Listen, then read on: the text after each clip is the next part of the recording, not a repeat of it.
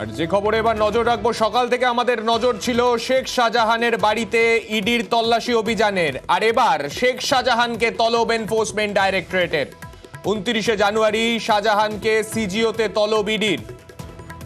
29শে জানুয়ারি সকাল 11টায় শেখ শাহজাহানকে তলব করা হলো ইডির তরফে। আমাদের সঙ্গে রয়েছেন আমাদের প্রতিনিধি সৌরভ। সৌরভ, কি আপডেট উঠে আসছে? একেবারেই দেখো, শেখ শাহজাহানের বাড়িতে যে তল্লাশি অভিযান চালাচ্ছে ইডি, তার পরবর্তী ক্ষেত্রে আমরা দেখতে পেলাম যে একটি সামন নোটিশ অর্থাৎ হাজিরার নোটিশ, সেটি কিন্তু বাড়ির বাইরে চিঠিয়ে দিলে ইডির আধিকারিকরা। মূলত আগামী 29শে জানুয়ারি 2024 অর্থাৎ সোমবার বেলা 11টার সময় সিজিও কমপ্লেক্সের ইডি দপ্তরে শেখ শাহজাহানকে সশরীরে হাজিরা দেওয়ার নির্দেশ দেওয়া হয়েছে সেই চিঠিতে।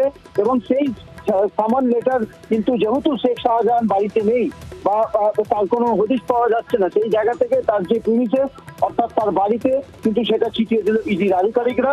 এবং আগামী 29 তারিখ অর্থাৎ সোমবার, সেই সোমবার বেলা 11টার সময় সিজিও কমপ্লেক্সের ইডি দপ্তরে যিনি মূল তদন্তকারী অফিসার রয়েছেন এই রেশন দুর্নীতি মামলায়, সেই অফিসারের সামনে হাজিরা দেওয়ার কিন্তু নির্দেশ দেওয়া হয়েছে ওই চিঠিতে। অর্থাৎ আজকে বাড়িতে তাকে না পেয়ে এবার সেইভাবেই তলব করার পথে হাঁটলো ইডি। ধন্যবাদ সৌরভ।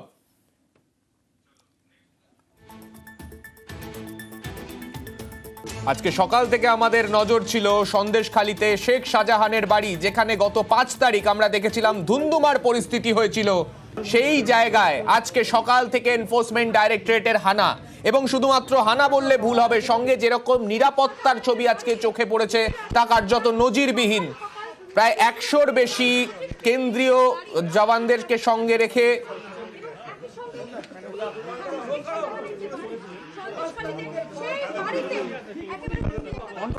প্রস্তুত।